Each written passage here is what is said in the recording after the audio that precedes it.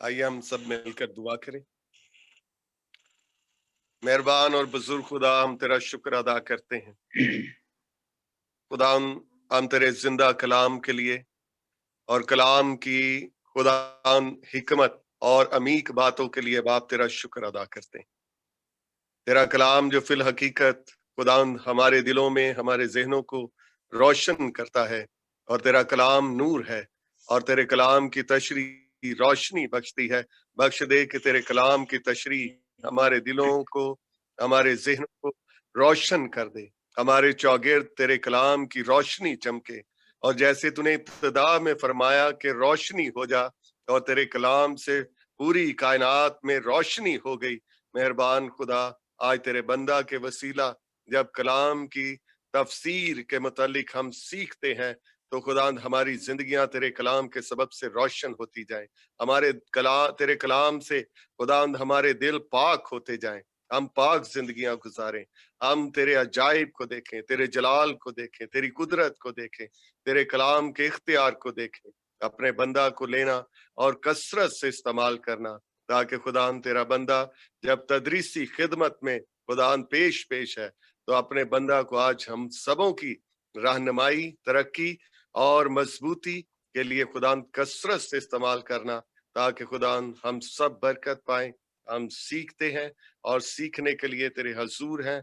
तो खुदा हम सबों की बड़ी मदद और रहनुमाई करना, मसीह यस्सु के नाम से, आमीन। आमीन।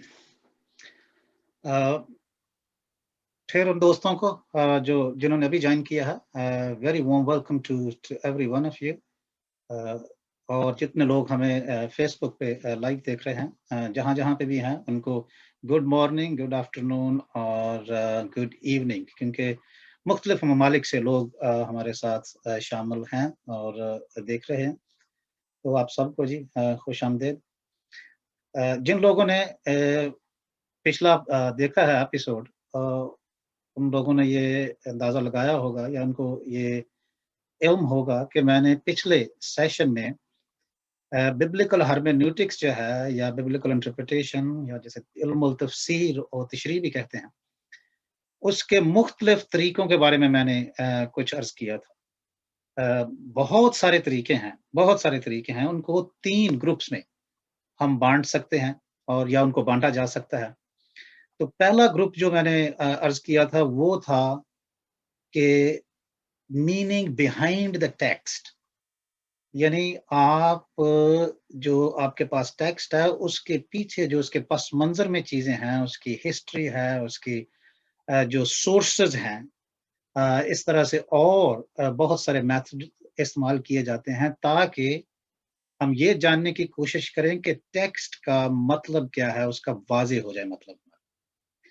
तो अगर आप देखना चाहें तो पिछला एपिसोड देख सकते हैं। मैंने उन तमाम मेथड्स, और तमाम तो नहीं, कुछ मेथड्स का मैंने ज़िक्र किया है उसमें। तो वो मेथड्स जो हैं वो आप ज़रूर देख सकते हैं। फिर एक और जो दूसरा ग्रुप है वो है मीनिंग इन द टेक्स्ट, यानी आपके पास मतन मौजूद है और फिर मतन में से आप देखना चाहते हैं कि ये इसके मानी क्या है। उसमें आप ग्रामेटिकल मेथड इस्तेमाल करते हैं, उसका कॉन्टेक्स्ट, उसका सिंटैक्स और लिटरेरी उसके क्रिटिसिज्म जो है, इस तरह की बहुत सारी और अप्रोचेस, जैसे रिटोरिकल क्रिटिसिज्म भी कहते हैं, वो सारी अप्रोचेस जो हैं इस ग्रुप में आती हैं, दूसरे ग्रुप में। और तीसरा ग्रुप है जिसे हम कहते हैं कॉन्टेक्सचुअल इंटरप्रिटेशन, यानी आप जिस माहौल में रहते हैं, जिस जगह पे आप रहते हैं, उसके कॉन्टेक्स्ट को देते हैं और उस कॉन्टेक्स्ट को लेके आप फिर टेक्स्ट की तरफ जाते हैं और टेक्स्ट में से उसके बारे में देखने की कोशिश करते हैं। इसको कहते हैं meaning in front of the text, यानी टेक्स्ट के सामने से आप इसको उसके मानी देखने की कोशिश करते हैं। तो पहला जो ग्रुप है वो है, उसका जो एम्फेसिस है वो है कि ऑथर जो है वो क्या कहना चाहता है, उसकी इंटेंशन क्या है, ऑथर सेंटर्ड वो अप्रोचेस हैं। दूसरा ग्रुप जो है वो टेक्स्ट सेंटर्ड अप्रोचेस उनको कहते हैं कि टेक्स्ट में पर उसका ज्यादा जोर है। تیسرا جو میں نے گروپ بتایا ہے اس کا فوکس جو ہے اس کا کچھ مختلف ہے، تو وہ اس سے شروع کر کے آج جو میں آپ کے سامنے عرض کرنا چاہتا ہوں، آج کی اپروچ جو ہے وہ ہے کنٹیکسچل اپروچ. تو اس میں کیا ہوتا ہے اس کی میں چیزیں آپ کے ساتھ شیئر کرنا چاہتا ہوں، اور پھر ہم چل کر اس کی دیکھیں گے کہ جو ٹیکسٹ ہمارے پاس ہے اس کو ہم کس طرح سے اپروچ کر سکتے ہیں ایز اے کنٹیکسچل اپروچ. تو اس کے بارے میں اگر آپ کے پاس پھر کوئی سوال ہوگا تو پھر ہم جو ہے وہ بات کر سکیں گے. تو میں آپ کو شروع سے اس کنٹیکسچل اپروچ کی جو بات ہے اس پر لے کے چلتا ہوں. تو وہ ہے جی یہ تفسیر و تشریح کا جو طریقہ ہے وہ ہے کنٹیکسچل اپروچ، جس کو میں علاقائی یا تفسیر و تشریح کہتا ہوں یا ریجنل، کیونکہ اس میں جو ہے وہ آتھر پر اتنا زور نہیں دیا جاتا، بلکہ جو پڑھنے والا ہے، جو مفسر ہے، اس کو مرکزی حیثیت حاصل ہوتی ہے. اور اس میں جو لبریشن کی جو اپروچ ہے اس پر زیادہ زور دیا جاتا ہے، یا اس حوالے سے ٹیکسٹ کو دیکھنے کی کوشش کی جاتی ہے. پھر اس میں جو مظلوم ہے اس کی ماں پر جو خدا کام کرتا ہے اس کو رہائی دینے کے یا اس کے ساتھ جو وہ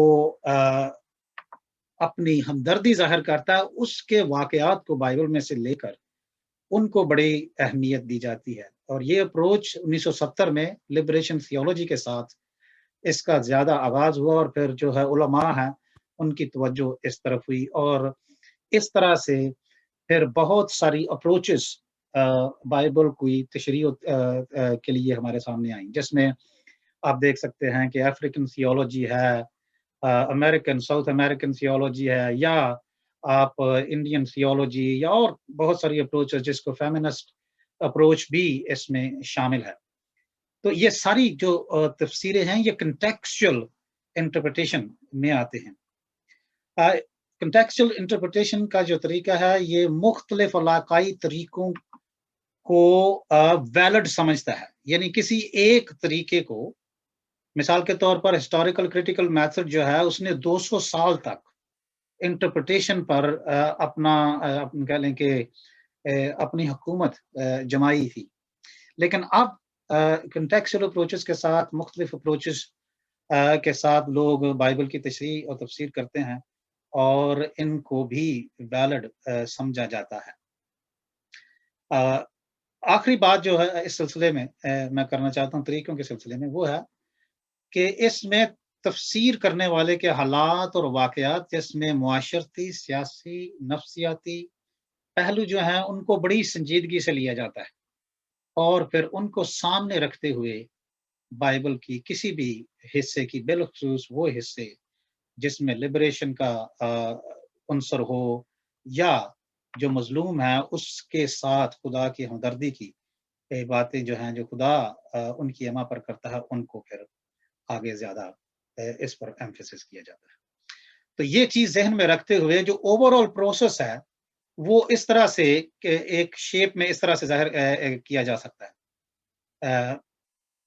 یعنی انٹرپریٹر جو ہے، جو مفسر ہے، تشریح کرنے والا، اس کا کانٹیکسٹ، اس کو لے کے ٹیکسٹ کی طرف جایا جاتا ہے، اور پھر ٹیکسٹ سے امپلیکیشنز یا اسباق نکالے جاتے ہیں، اور وہ اسباق جو ہیں پھر جا کر ان کی ہوتی ہے کہہ لیں کہ ایپلیکیشن جو ہے وہ ہوتی ہے ٹیکسٹ پر، کانٹیکسٹ پر جو انٹرپریٹیشن کرتا ہے.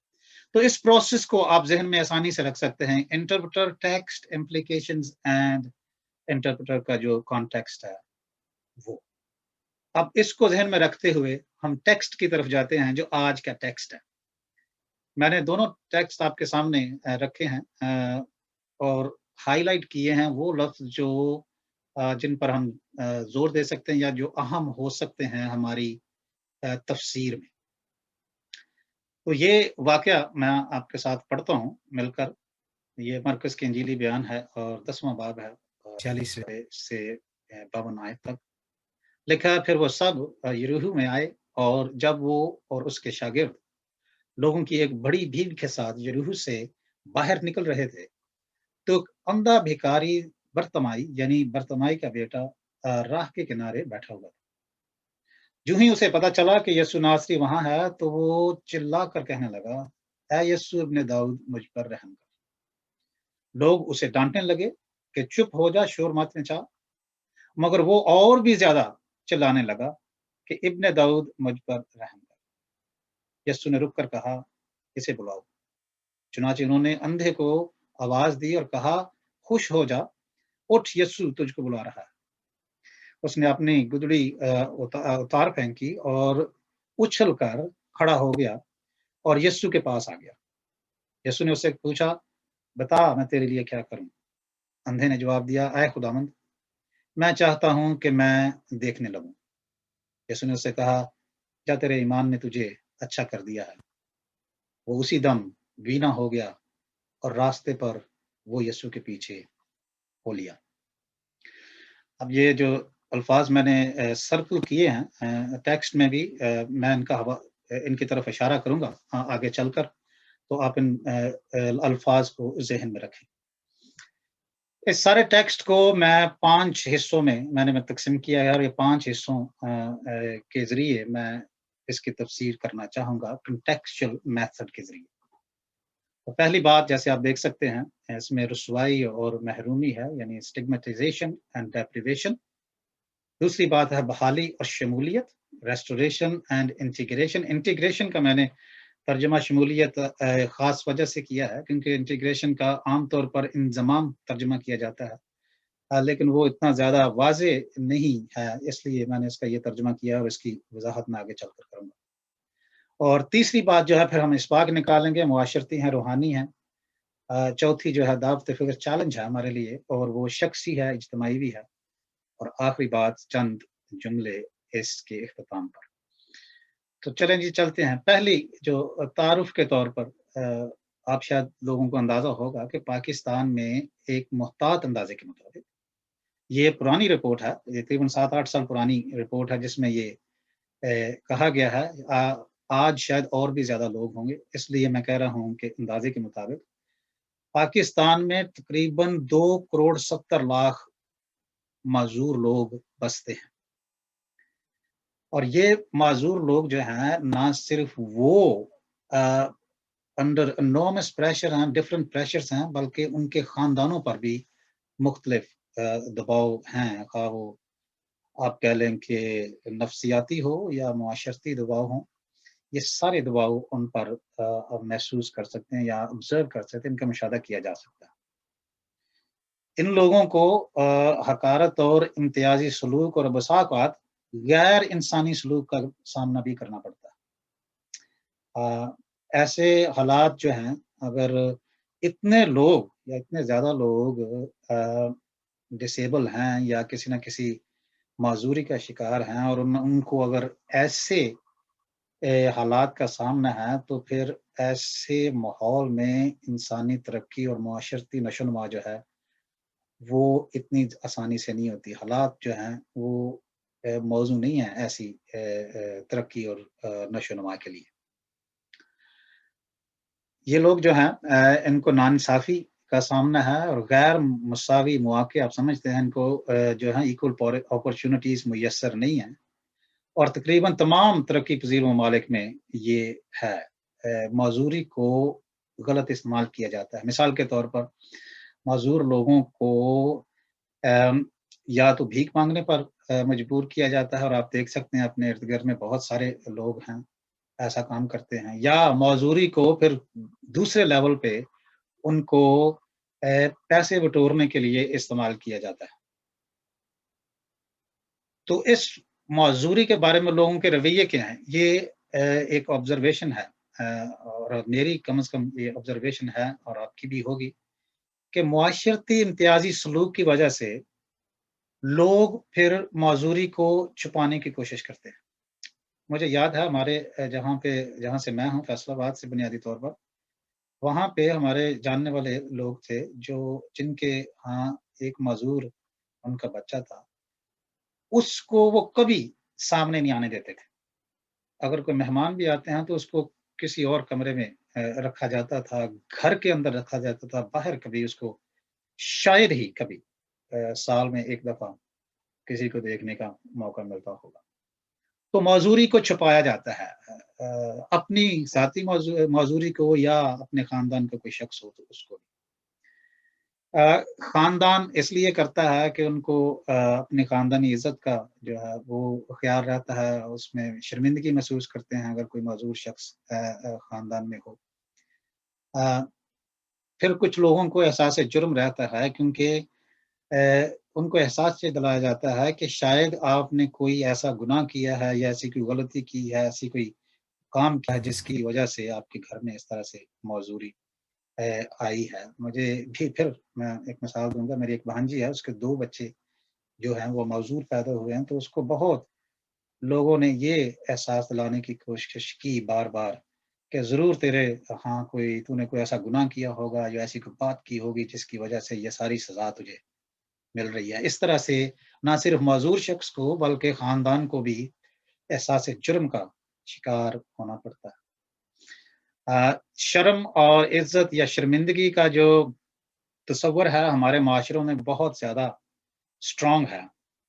ایک تو شرم جو پازیٹیو ہے، جس کو یقیناً پروموٹ کرنا چاہیے، لوگوں کو ہونی چاہیے اس کا احساس. لیکن دوسرا ایک نیگیٹو پہلو بھی اس کا ہے جس کو ہر صورت اوائڈ کرنے کی کوشش کی جاتی ہے اور اس کے لیے پھر کچھ بھی کر لیا جاتا ہے. یعنی ہمارے معاشروں میں دیکھنے میں یہ ہے کہ شرم کا تصور جو ہے یا شرمندگی کا تصور ہے وہ اتنا اسٹرانگ ہے کہ اگرچہ قوانین موجود ہیں لیکن یہ احساس جو ہے یہ تمام معاشرتی اور ملکی قوانین پر حاوی ہو جاتا ہے. ہر لوگ پھر ایسا کام کرتے ہیں کہ نہ جس کی نہ اخلاق اجازت دیتا ہے نہ اس کی قانون اجازت دیتا ہے، لیکن چونکہ لوگ شرمندگی محسوس کرتے ہیں اس لیے پھر وہ کام بھی کر گزرتے ہیں. پھر آخری بات جو اس سلسلے میں عرض کرنا چاہتا ہوں کانٹیکسٹ کے سلسلے میں، وہ ہے کہ معذور شخص کو بطور ایک آپ کہہ لیں کہ آبجیکٹ آف پیٹی، ایسی کوئی چیز جس پر کوئی ترس کھانے والی کوئی چیز ہے، اس جیسا اس کو پیش کیا جاتا ہے. اب یہ ساری اگر چیزیں ہمارے ذہن میں ہیں اور رکھیں تو پھر ٹیکسٹ میں ہم کس طرح سے ان کو دیکھ سکتے ہیں آج کی کہانی میں. تو ٹیکسٹ میں جانے سے پہلے میں آپ کو ایک تھوڑا سا سرسری سا جائزہ مرکز کے انجیل بیان کا دیتا چلوں. مرکز کے انجیل بیان میں 31% حصہ جو ہے وہ شفائیہ کہانیاں پر مشتمل ہے. یعنی 660 آیات اگر ہیں تو اس میں سے 209 آیات جو ہیں وہ شفائیہ کہانیوں پر مشتمل ہے. اگر آپ مرکز کے انجیل بیان کا بغور مطالعہ کرتے ہیں تو پھر آپ کو اس میں 8 شفائیہ واقعات آپ کو ملتے ہیں جن کا تذکرہ میں نے یا جن کو نوٹ کر لیا ہے. اس میں کوڑی کی شفا ہے، مفلوج کی شفا ہے، سوکھے ہاتھ والے شخص کی ہے، بیمار عورت ہے جس کو خون جاری تھا، پھر یائر کی بیٹی کو بھی زندہ کیا گیا، بہرے اور ہکلے شخص کی شفا ہے، بیت صدا پر جو اندھا شخص ہے اس کا، اور پھر یہ 8ویں اندھے برتمائی کا بیان ہمیں ملتا ہے. اور اگر آپ ساری 8 چیزوں کو آپ بغور دیکھیں تو اس میں جسم کے تقریباً ہر حصے پر شفا کا عمل ہوا ہے. یوں ہم کہہ لیں کہ اس کہانی میں ایک یا مرکز کی انجیلی بیان میں ایک یسوع مسیح کی ہولسٹک اپروچ ہمیں نظر آتی ہے. اندھے برتمائی کی جو کہانی ہے یہ آپ کو متی، مرکز اور لوکا کے انجیلی بیانوں میں ملے گی. یوحنا کے انجیلی بیان میں اس کا تذکرہ نہیں ہے، اگرچہ ان تینوں انجیلی بیانات کی جو کہانیاں ہیں ان میں کچھ فرق ہے ڈیٹیلز میں. لیکن اس سے پتہ چلتا ہے کہ اس کہانی کی کوئی خاص اہمیت ہے جو تینوں اناجیل میں اس کو مندرج کیا گیا ہے. اب جو برتمائی ہے اس کی ذرا حالت پر غور کریں اور ٹیکسٹ میں سے ہم دیکھتے ہیں کہ اس کی حالت کیا ہے.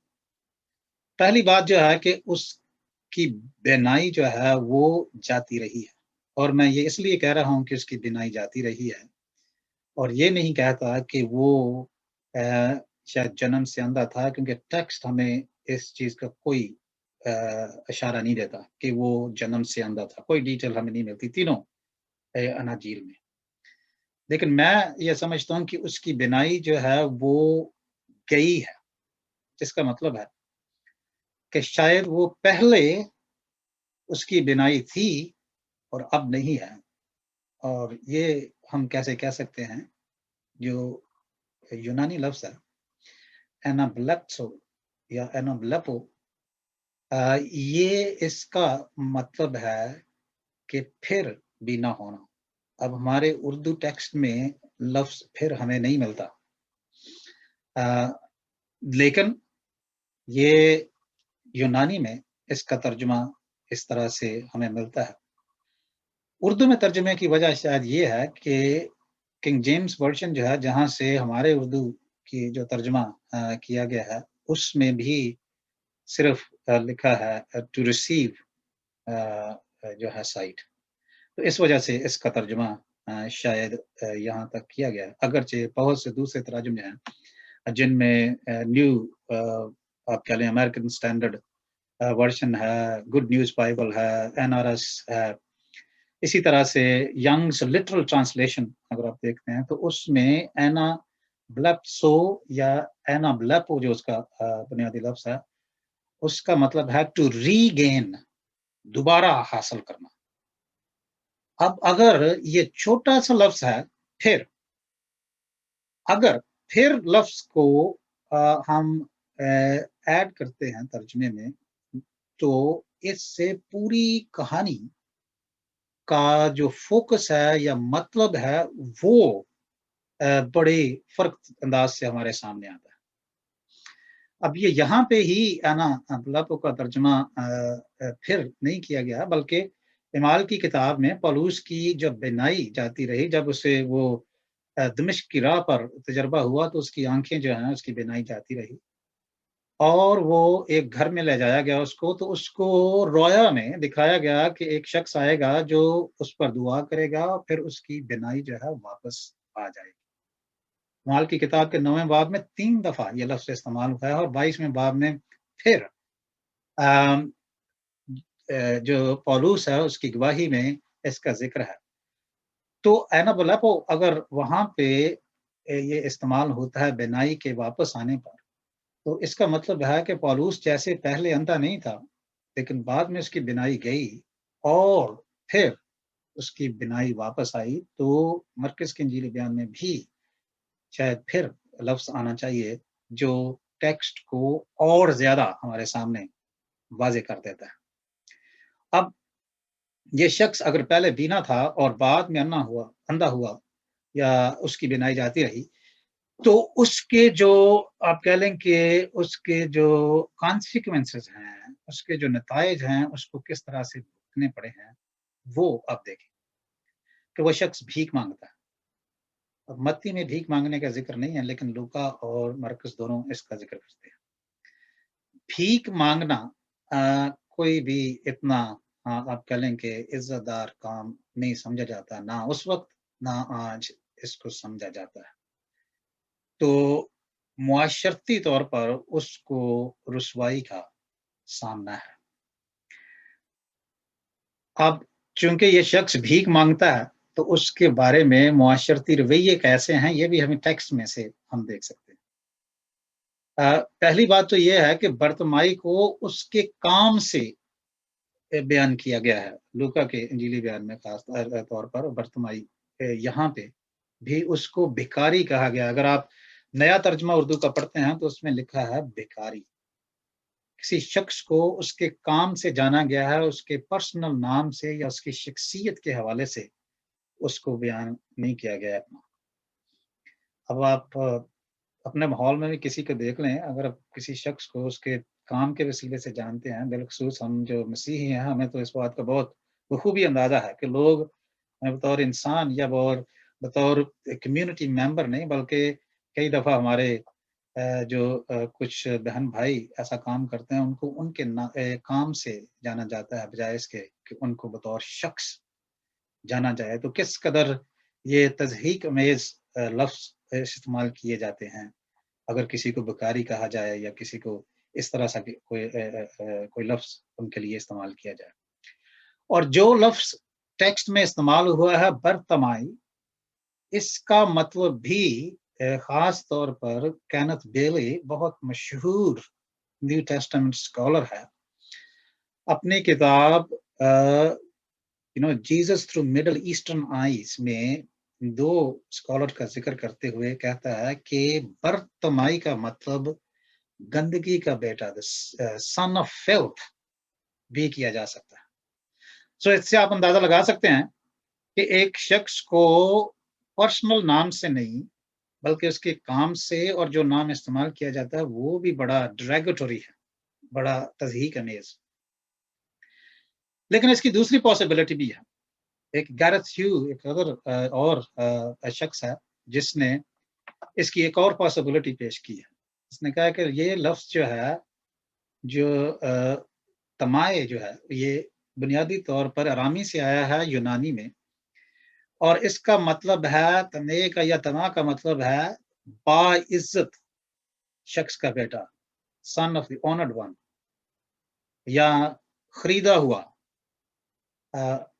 اس کی تصدیق جو ہے اگسطین آف ہیپو، چوتھی صدی کا جو بہت بڑا اسکالر، مقدس جسے کہتے ہیں، اگسطین بھی ہم کہتے ہیں، وہ بھی کہتا ہے کہ یہ شخص اس کہانی پر تبصرہ کرتے ہوئے کہتا ہے کہ یہ شخص جو ہے برتمائی ایک اچھے مقام سے نیچے گرا تھا، اور اس کے نیچے گرنے کی وجہ میں یہ سمجھتا ہوں کہ اس کے بنائی کا جانا ہے، کیونکہ اس کے بنائی کے جانے کی وجہ سے اسے بھیک مانگنا پڑی. اور اب ہمیں پتہ نہیں ہے اس بات کا کہ اسے زبردستی بھیک اس سے منگوائی جاتی تھی یا اسے زندہ رہنے کے لیے یہ کام کرنا پڑا.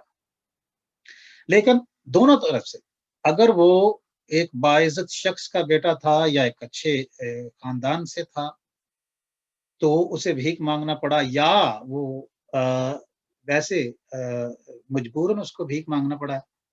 دونوں طرح سے آپ اس کی بے چارگی، اس کی محرومی، اس کی ذلت کا اندازہ لگا سکتے ہیں. یہ اشارہ جات ہمیں ٹیکسٹ میں سے ملتے ہیں، اور اس کی وجہ سے میں یہ سمجھتا ہوں اسے تعصب اور پست حالی کا سامنا ہے. جب وہ یسوع مسیح سے درخواست کرتا ہے یا التجا کرتا ہے تو آپ جو شاگرد ہیں یا جو وہاں پہ بھیڑ ہے اس کا رویہ اس کے ساتھ کیا دیکھیں. لکھا ہے کہ اسے ڈانٹ ڈپٹ دیا گیا، اسے جو ہے نا اسے کہا کہ تو چپ رہ، چلا مت. یونانی میں جو لفظ ہے وہ اس کا مطلب ڈانٹ ڈپٹ یا اسے دھمکی کہا جاتا ہے. اسے یعنی ایسی بات کی جاتی ہے، کسی کو دھمکایا جاتا ہے کہ جیسے کوئی اس کے کچھ کام کرنے کی وجہ سے نقصان بہت ہو سکتا ہے، اس لیے اس شخص کو چپ کروایا جاتا ہے یا اس کو دھمکایا یا ڈرایا جاتا ہے. تو جو بھیڑ ہے وہ اس کو ڈانٹتی ڈپٹتی ہے، لوگ اسے دھمکاتے ہیں، اسے وارننگ دیتے ہیں، اس کو کہتے ہیں کہ تو چپ رہ. اس کے ساتھ ہی یہ جو میں نے آپ کے ساتھ یہ لفظ سیاپا او لکھا ہے یونانی میں، یہ لوگ اسے نہ صرف کہتے ہیں تو چپ رہ، بلکہ اس کا ترجمہ کیا جا سکتا ہے شٹ اپ، یعنی بکواس بند کر. تو ایک شخص اس مقام سے گرا ہے اور لوگ اس کے بارے میں اس طرح کا رویہ رکھتے ہیں، یہ ہمیں ٹیکسٹ میں سے دیکھ سکتے ہیں. اب اگر اوور آل دیکھیں آپ تو یہ برتمائی جو شخص ہے اس کی شخصیت کے بارے میں یا اس کے پرسنل لائف کے بارے میں بھی ہمیں اشارہ جات مل جاتے ہیں، اور وہ میں نے آپ کے سامنے لکھنے کی کوشش کی ہے. وہ ہے کہ یہ شخص بڑا یا با ایمان شخص لگتا ہے، یسوع مسیح کو ابن داؤد کہہ کر پکارتا. یہ ابن داؤد جو ہے یہ مرکز کے انجیلی بیان میں ایک ہی دفعہ استعمال ہوا ہے، اور کسی جگہ پہ استعمال نہیں ہوا. اور ابن داؤد ایک خاص خطاب ہے، ٹائٹل ہے، جو نبیوں کی پیشین گوئیوں میں ہمیں دیکھنے کو ملتا ہے. نبیوں نے یہ جو ہے ٹائٹل استعمال کیا ہے، اور یہ شخص استعمال کرتا ہے وہ ٹائٹل، اور یسوع مسیح کو بطور مسیح ہمیں دکھائی دیتا ہے. پھر ہم اس کی پرسسٹنس سے، اس کی استقامت سے دیکھ سکتے ہیں کہ یہ شخص جو ہے اپنے مقصد کو سمجھتا ہے اور اس کے حصول کے لیے وہ بڑا استقامت کے ساتھ کام لیتا ہے. تمام مشکلات کے باوجود وہ اپنے مقصد پر قائم رہتا ہے. پھر باوقار شخص نظر آتا ہے، کیونکہ باوقار شخص اس لیے نظر آتا ہے کہ وہ جانتا ہے کہ یسوع مسیح سے اسے کیا مانگنا ہے.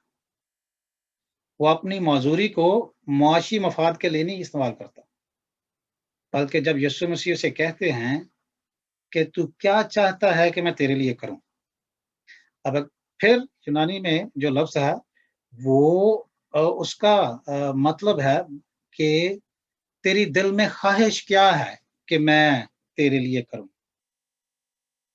اب اگر آپ 10ویں باب کو مرکز کے انجیلی بیان کے 10ویں باب کو غور سے پڑھتے ہیں تو یہی سوال، بالکل یہی الفاظ جو ہے یسوع مسیح نے یوحنا اور یعقوب کو یا اس کے بھائی کو کہے تھے جب انہوں نے ایک خاص درخواست کی تھی. تو یسوع مسیح نے سے کہا تھا کہ بتاؤ کہ میں تمہارے لیے کیا کروں. تو انہوں نے کیا کہا تھا؟ انہوں نے کہا تھا کہ خداوند ہمیں اپنے دائیں اور بائیں بٹھانا. یہ فرق آپ بڑی آسانی سے دیکھ سکتے ہیں اس ٹیکسٹ میں. کچھ لوگ جو ہیں وہ مرتبہ اور عزت چاہتے ہیں، اور آپ کہہ لیں کہ اعلیٰ مقام چاہتے ہیں، لیکن یہ شخص جب یسوع مسیح کے پاس آتا ہے تو وہ اس اعلیٰ مقام کی یا اتنی شہرت کی آپ کہہ لیں یا کسی اور چیز کا تقاضا نہیں کرتا، بلکہ وہ صرف بینائی کے واپس آنے کا تقاضا کرتا ہے یا درخواست کرتا ہے. یوں میں یہ سمجھتا ہوں کہا جا سکتا ہے کہ یہ شخص کسی معاشی مفاد کے پیچھے نہیں تھا، یہ کسی اعلیٰ مقام کے پیچھے نہیں تھا، بلکہ اپنی بینائی واپس چاہتا ہے. یسوع مسیح کو مخاطب کرنے کے ذریعے سے بھی ہم دیکھ سکتے ہیں کہ وہ کس طرح سے یسوع کو مخاطب کرتا ہے، یا وہ کہتا ہے یسوع مسیح کو ربونی. پھر یہاں پہ یہ لفظ آیا ہے ربونی مرکز میں، اور پھر یوحنا کے انجیل بیان میں ایک دفعہ، جس کا مطلب ہے سر، ویری پولائٹ وے میں یہ لفظ استعمال ہوتا ہے. مائی لارڈ اردو میں ہے میرے خداوند، اے خداوند استعمال ہوا ہے. تو اس سے اندازہ آپ کو لگایا جا سکتا ہے کسی حد تک کہ وہ کتنی شائستگی سے یسوع مسیح کے ساتھ بات کرتا ہے. اور آخری بات کہ اس کو شفا ملنے کے بعد وہ بھاگ نہیں جاتا، بلکہ وہ یسوع مسیح کی پیروی کرتا ہے، اور لکھا ہے کہ وہ اس کے پیچھے چلا. اور اگر آپ مرکز کے انجیلی بیان کو پڑھتے ہیں تو 10واں باب تک یسوع مسیح کے جو منسٹری ہے وہ عام منسٹری ختم ہوتی ہے، اور آگے پیشن واقعات شروع ہوتے ہیں. وہ یسوع مسیح مصلوب ہونے کے لیے یروشلم کی طرف جا رہے تھے، اور یہ شخص یسوع مسیح کے ساتھ جاتا ہے. اب بحالی کیسے اس طرح ہوتی ہے؟ اب ہم نے دیکھ لیا اس کی اسٹگمیٹائزیشن، اس کی جو ڈیپریویشن ہم نے دیکھی ہے، اس شخص کو دیکھ لیا. تو پھر آگے کا جو سٹیپ ہے وہ ہے کہ اس کی بحالی کیسے ہوتی ہے. یسوع مسیح برتمائی کی بینائی واپس لوٹاتا ہے، اور اس کے ساتھ وہ اس کی معاشرتی رسوائی، احساس جرم، شرمندگی اور بدحالی کو دور کرتا ہے. یسوع مسیح صرف محض اس کی جسمانی شفائی نہیں ہے، اس کے ساتھ اور بہت ساری چیزیں اٹیچڈ ہیں جو اس کو ملتی ہیں. اسے کھویا ہوا مقام اس کا ہے، اس کو واپس دلا دیتا ہے، اس کی جو سیلف اسٹیم ہے اس کو بحال کرتا ہے، اور جسمانی طور پر تو اس کو شفا ملی ہی ہے، لیکن یہ ساری چیزیں اس کے ساتھ اسے ملتی ہیں۔ بحالی کے ساتھ ساتھ پھر اس کی انٹیگریشن معاشرتی طور پر اسے دوسروں کے ہاتھوں کی طرف دیکھنے سے رہائی دیتا ہے اور اسے مین سٹریم سوسائٹی میں دوبارہ شامل کرتا ہے، ایک باعزت شخص کے طور پر باعزت فرد معاشرے میں واپس لوٹاتا ہے تاکہ وہ معاشرے میں حصہ ڈالے، نہ کہ وہ صرف معاشرے سے اپنے مفاد وابستہ کرے۔ اس کے روحانی اسباق جو ہے پہلو بھی ہے کہ اسے اپنے شاگردوں کے ساتھ اپنے پیچھے آنے دیتا ہے، اس کے ایمان کی تائید کرتا ہے کہ تیرے ایمان نے مجھے اچھا کیا، اور اس کے اپنے اوپر اعتماد کو بحال کرتا ہے۔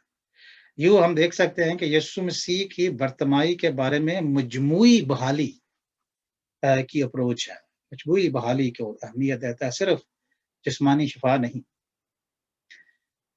اب اس میں سے کون سے اسباق نکالے جا سکتے ہیں جو بعد میں جس کو ہم اپلائی کر سکتے ہیں؟ پہلی بات معاشرتی اسباق میں سے معاشرے کے جو ٹھکرائے ہوئے لوگ ہیں وہ آج بھی رحم کی استدعا کر رہے ہیں، آج بھی توقع کرتے ہیں ان پر رحم کیا جائے اور ان کی حالت زار کو دیکھ کر ان کے حالات میں بہتری لائی جا سکے۔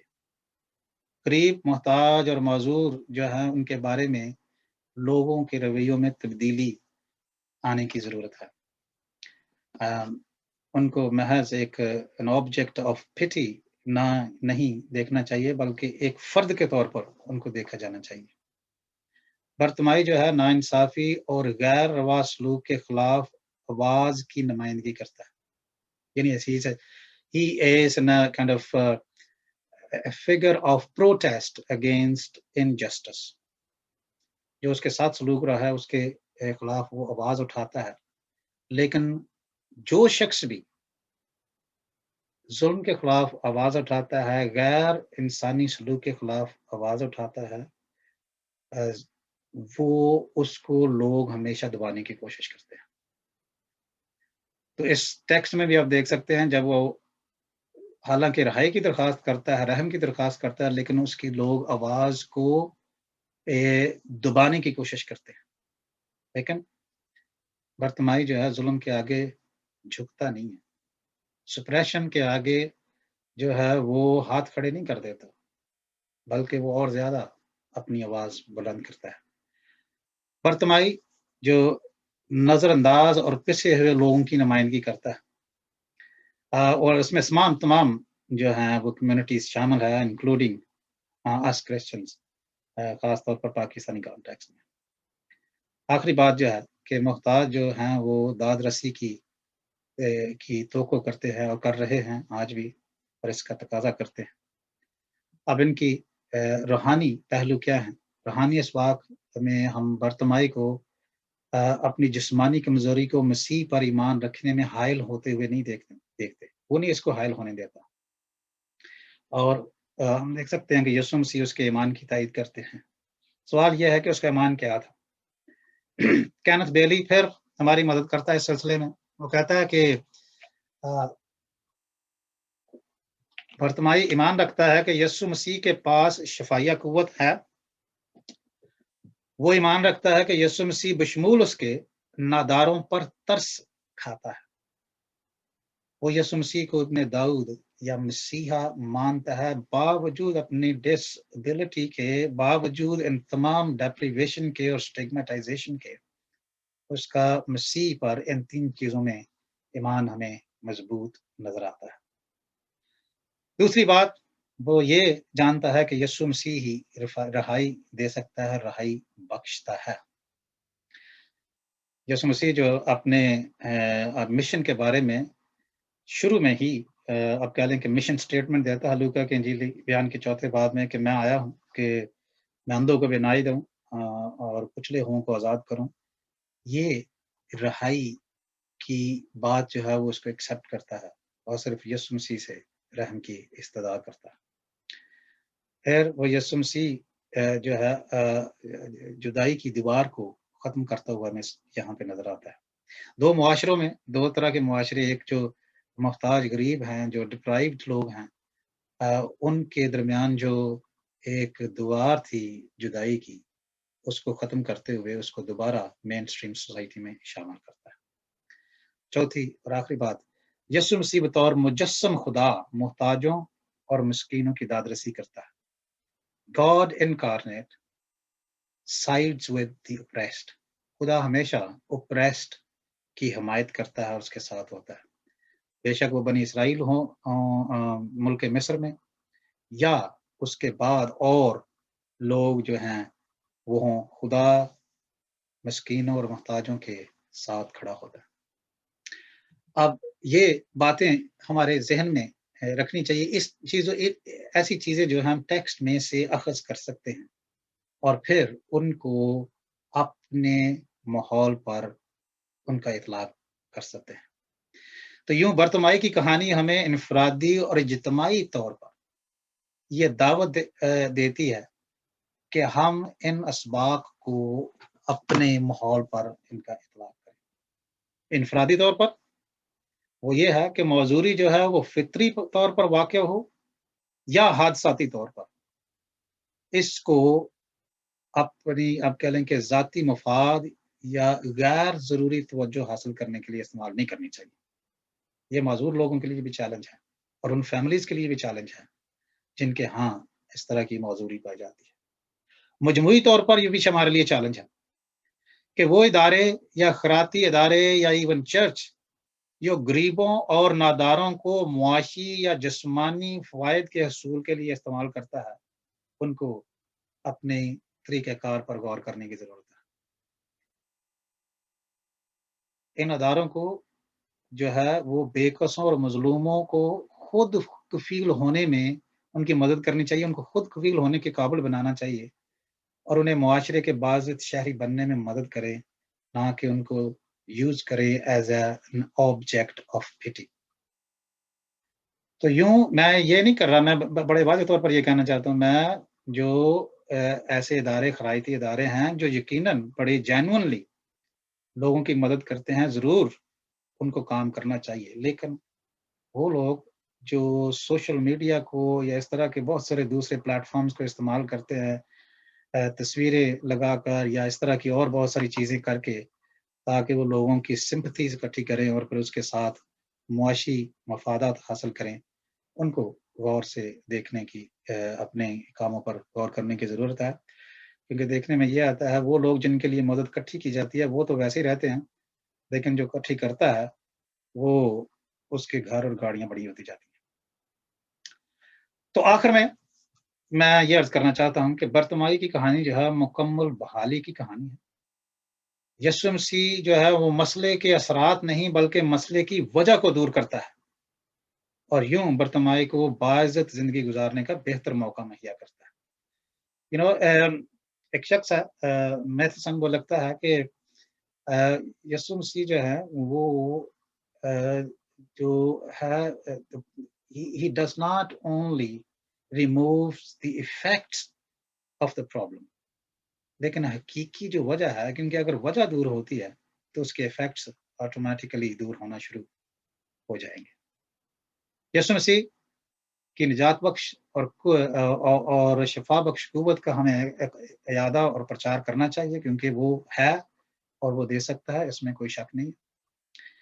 اور آخری بات کہ ہم جس خداوند کی پیروی کرتے ہیں یا پیروی کا دعویٰ کرتے ہیں، اس کے کاموں کو انفرادی اور اجتماعی طور پر اپنی عملی زندگی میں اسے اپنانے کی ضرورت ہے. جس طرح سے وہ کرتا ہے اس طرح سے ہمیں کرنے کی ضرورت ہے. ہولسٹک اپروچ کے ساتھ لوگوں کو اس قابل بنائیں کہ وہ آپ کہہ لیں کہ ایک انڈیپینڈنٹ آزاد زندگی بسر کر سکیں. انگریزی میں کہتے ہیں to try to help them to fish, not to fish for them. یعنی ان کے لیے مچھلی پکڑ کے نہ دیں بلکہ ان کو مچھلی پکڑنا سکھائیں تاکہ وہ خود مچھلی پکڑے. تو یوں جی میری نظر میں کنٹیکسچل اپروچ کے ساتھ اس ٹیکسٹ کو اس طرح سے ایکسپاؤنڈ کیا جا سکتا ہے اور پھر ہم دیکھ سکتے ہیں کہ ایک چھوٹے سے ٹیکسٹ میں کتنا کچھ ہم جو ہے اپنی عملی زندگی کے لیے اور دوسروں کی عملی زندگی کے لیے نکال سکتے ہیں. یہاں پہ میں اب اس کو روکتا ہوں اور ختم کرتا ہوں, اور یہاں پہ اگر آپ کا کوئی سوال ہو تو آپ انمیوٹ کر کے آپ ضرور کوئی کامنٹ کرنا چاہیں تو کر سکتے ہیں. اگر آپ کوئی سوال ہے آپ کا تو آپ سوال کر سکتے ہیں.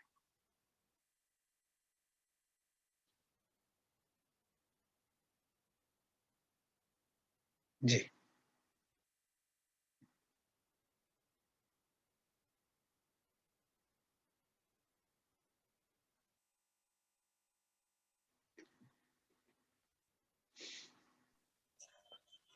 جی بہت شکریہ پادری صاحب.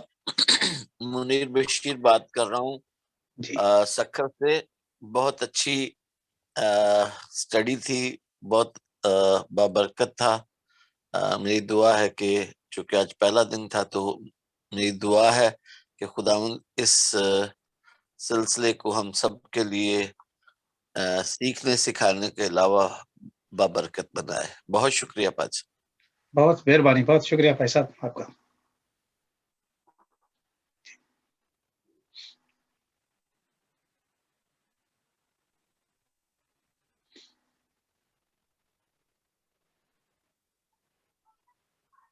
جی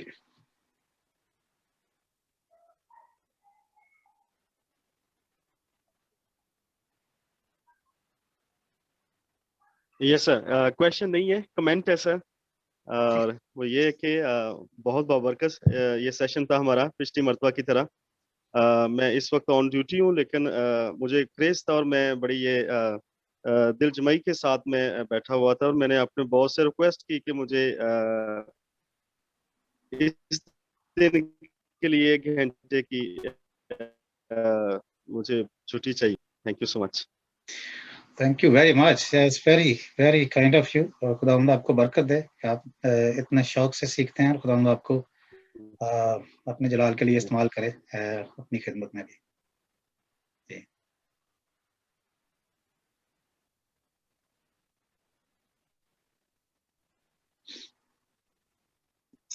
sir good evening, Irfan Nazir from Lahore. Sir hello ایک سجیشن ہے سر. جی سر کوشچن نہیں ہے, کیا یہ ریکارڈیڈ فارم میں بھی ہمیں لیکچرز مل سکتے ہیں تاکہ ہم ان کو بعد میں بھی سن سکیں, اور ایسا پاسبل ہے سر؟ کوئی ایسی جی صورتحال بن سکتی ہے ہمارے لیے؟ جی بالکل بالکل مل سکتے ہیں, بالکل آپ اویلیبل ہوں گے. ویسے بھی یہ فیس بک پہ ریکارڈنگ اس کی موجود ہوگی. اس کے علاوہ بھی میں کوشش کر رہا ہوں کہ یہ جو ریکارڈ ہو, اور ریکارڈنگ جو ہے پھر جو دوست لینا چاہیں ان کو یہ ریکارڈنگ مل سکتی ہے. ایک بات ہے کہ میں کوئی ٹیک سیوی نہیں ہوں, یعنی میں ٹیکنیکل نہیں ہوں اتنا بندہ, لیکن کوشش کرتا ہوں کہ اگر وہ ریکارڈنگ ہو گئی تو جو میں نے کوشش کی ہے تو پھر ضرور آپ کو ملے گی. نوٹس آپ کو یہ پریزنٹیشن ضرور ہی ملے گی, لیکن جو اگر ریکارڈنگ جس میں نے کوشش کی ہے وہ یعنی کمپیوٹر کہہ تو رہا ہے کہ ریکارڈنگ ہو رہی ہے, اور اگر ریکارڈنگ یہ ہو گئی تو پھر ضرور ریکارڈنگ اویلیبل ہوگی. اس میں کوئی میرا جو ہے وہ میں آپ کہہ لینا جی رائٹس نہیں ہے. میں یہ سمجھتا ہوں کہ یہ خدا کے جلال کے لیے, اس کی خدمت کے لیے, لوگوں کے لیے برکت کا باعث ہونے کے لیے یہ فری ہے سب کے لیے, اور سب اسے استعمال کر سکتے ہیں اپنی کلیسیاؤں میں یا اپنی ذاتی زندگی میں. سر میرا نیکسٹ کوشچن, یہ کوشچن ہے میرا کہ یہ ہمارا جو کوئی یہ کورس ہے یہ کتنے ویکس میں ہم کور کر پائیں گے, یا اس کی ڈیوریشن کیا ہے؟ اگر کوئی انٹرسٹیڈ ہے اس کو بتایا جائے کہ ایسے چل رہا ہے کورس اور آپ اتنے ویکس دیں, تو پھر ہم کچھ نہ کچھ اس مطالعہ سے ڈیفینیٹلی بہت سی باتیں ہم سیکھیں گے. کہ ہم ڈیوریشن بتا سکتے ہیں کہ ہمارا 4 months چلے گا, 6 months چلے گا؟ انیشلی میں نے اس میں اتنا کوئی جو نکالا کہ سیٹ ٹائم نہیں کیا, لیکن میں یہ عرض کرنا چاہتا ہوں کہ یہ جو مختلف پیسیجز کے جو ہیں اسٹڈیز جو ہیں وہ اگلے 3-4 کہہ لیں کہ مہینوں تک چل سکتی ہیں, اور اس کے بعد پھر اگر دوست انٹرسٹڈ ہوں گے کوئی ایک خاص کورس کرنا چاہیں گے تو بہت سے کورس میں نے ڈیولپ کیے ہیں, وہ کورسز بھی کیے جا سکتے ہیں بالخصوص ببلیکل ہرمینوٹکس کے حوالے سے, تفسیر کے حوالے سے. اس میں کتاب کی کسی کی تفسیر ہو سکتی ہے, یا कोई और, लेकिन इनिशियली ये कम से कम 12 वीक्स के लिए ये इस तरह का सिलसिला चलेगा। उसके बाद फिर देखेंगे कि क्या फीडबैक है और लोग क्या करना चाहते हैं। जी sir, thank you sir, thank you. Welcome, thank you ji. Unmute करें भाई साहब, अपना अनम्यूट करें। चलिए, इजाजत चाहूंगा, थोड़ा सा टायर्डनेस, आज बिजी दिन गुजरा है बहुत ज्यादा, तो विल टॉक लेटर। श्योर। चलो, okay sir, God bless you, God bless you. चंद चीजें मैं, अगर सवाल नहीं है तो मैं एक दो चीज अर्ज करूं जो इस टेक्स्ट को और हाईलाइट कर सकता है। वो है बर्तमाई की जो दरखास्त है ना, रहम की, वो बड़ी दिलचस्प है, उसको भी देखा जा सकता है। रहम की जो लफ्ज इस्तेमाल होता है वो है कंपैशन, उसको उर्दू अंग्रेजी में तर्जुमा करते हैं, या कभी उर्दू में उसका तर्स रहम लफ्ज करते हैं। अगर यूनानी के लफ्ज को इब्रानी के साथ मिलाएं तो दोनों में जो है वो बड़ी मुमासलत पाई जाती है। मतलब ये है कि जो बर्तमाई इल्तमास करता है, यीशु मसीह के रहम की दरख्वास्त करता है, वो रहम जो है जिस तरह से खुदा जो है वो किसी ज़रूरतमंद व मोहताज की ज़रूरत को देख के वो रहम करता है, उस तरह का रहम, यानी दूसरे लफ्ज़ों में आप कह लें फज़ल। अब हम में से बहुत सारे लोग जानते हैं कि फज़ल की तारीफ बुनियादी ये है कि जिस चीज़ के हम हकदार नहीं हैं वो अगर मिलती है तो वो फज़ल है। तो बर्तमाई जो कहता है दूसरे लफ्ज़ों में कि मैं इसका हकदार नहीं हूँ, लेकिन मुझे दी जाए इसलिए कि खुदा जो है वो मिस्कीनों और गरीबों और जो हकदार नहीं हैं उन पर इस तरह से फज़ल करता है या रहम करता है। इसके अलावा भी अगर आपके ज़हन में बाद में कोई सवाल आता है तो ज़रूर आप मुझे या मैसेंजर पे आप कांटेक्ट कर सकते हैं, या मैंने फेसबुक पे ये रिकॉर्डिंग होगी उसके नीचे आप सवाल कर सकते हैं। तीसरा ऑप्शन ये है कि एक ग्रुप मैंने बनाया है खास तौर पर एक्सपोजिटरी स्टडीज के हवाले से, फेसबुक पे है वो भी, या आप उसमें डिस्कशन का आगाज कर सकते हैं, अपनी सजेशन दे सकते हैं कि इसको और किस तरह से बेहतर बनाया जा सकता है, या किसी और चीज़ को आप ज़्यादा फोकस करना चाहते हैं तो उस पे भी गौर किया जा सकता है, ताकि हम सब मिलकर, मैं ये अर्ज करना चाहता हूँ कि मैं ये आप कह लें कि एक बतौर कोई बहुत बड़ा एक्सपर्ट के तौर पर नहीं कहता, मैं चाहता हूँ कि ये जो लर्निंग है ये शुड बी फन और हम एक दूसरे से सीखते हैं, क्योंकि सीखने का प्रोसेस जो है वो कभी खत्म नहीं होता। कोई भी एक शख्स जो है वो सब कुछ नहीं जानता, और जो शख्स ये इम्प्रेशन देने की कोशिश करे कि वो सब कुछ जानता है, मैं अक्सर कहता हूँ अपने तालिब इल्मों से भी उससे भागें, क्योंकि ऐसा शख्स जो है वो मिसलीड कर सकता है। कोई शख्स परफेक्ट नहीं है और ना ही अपने आप में काबिलियत रखता है। हम सब सीखते हैं इस सफर में, कोई शख्स आगे है, कोई थोड़ा सा पीछे है, लेकिन है हम सब सफर पे, और इस सफर को अगर मिलकर गुजारें तो ये ज्यादा बेहतर और फायदेमंद हो सकता है। जी, अगर कोई और सवाल नहीं है तो फिर मैं ये अर्ज करता हूँ कि नेक्स्ट वीक हम फिर मिलेंगे, खुदा ने फजल किया तो फिर हम किसी और पैसेज को देखने की कोशिश करेंगे। मेरी कोशिश है कि एक वीक पुराने अहदनामा से हो और एक वीक जो है वो नए अहदनामे से हो। तो नेक्स्ट वीक जो है वो हम किसी पैसेज को पुराने अहदनामे से देखने की कोशिश करेंगे, ताकि दोनों को साथ लेकर चला जाए, और दोनों की एक तरह से कह लें कि आप जो उनमें कनेक्शन है, या उनमें जो एक है सपोर्टिव या प्रोग्रेसिव नेचर जो है बिब्लिकल रेवलेशन की, उसको भी हम हाईलाइट करते जाएं और उसको साथ साथ समझने की कोशिश करते चले। तो वो लोग जो छोटी सी जी भाई साहब,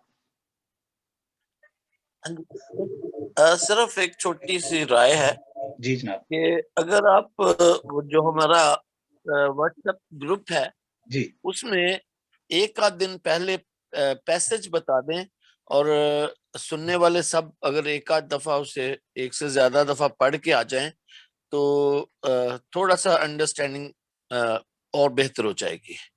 جی تھینک یو بھائی صاحب. صرف میسج اگر آپ لکھ دیں, حوالہ لکھ دیں. جی بھائی صاحب, میں نے گروپ میں 3 دن پہلے پوسٹر لگایا تھا اور اس میں حوالہ موجود تھا سب سے اوپر, جو ہے وہ ابھی بھی اس میں موجود ہوگا, لیکن ضرور میں یہ کوشش کرتا ہوں کہ پوسٹر پہ حوالہ جو ہے پہلے 3-4 دن اس گروپ میں دے دیا جائے تاکہ لوگ اس کو پڑھ سکیں, اور اس کو یقیناً یہ ٹائم بھی اس سے بچتا ہے اور اس میں زیادہ باتیں کی جا سکتی. بہت شکریہ. میری نظر سے شاید نہیں گزرا, میری پتہ ہی ہے. Thank you very much. Thank you, you are welcome بھائی صاحب. Thank you very much for your suggestion. Hello, good evening sir. Good evening. Hello. جی سر. سب سے پہلے سر شکر گزار ہوں آج کے سیشن کے لیے, اور میں نے یقیناً بہت کچھ سیکھا ہے. اور ایک چھوٹا سا سر سجیشن, ایک ریکویسٹ ہے. آپ بتا رہے تھے کہ یہ جو آپ کے پی پی ٹی ہے اور جو سلائیڈز ہیں, آپ کیا بولتے ہیں حسب ضرورت لوگوں کو یہ آپ تقسیم کریں گے.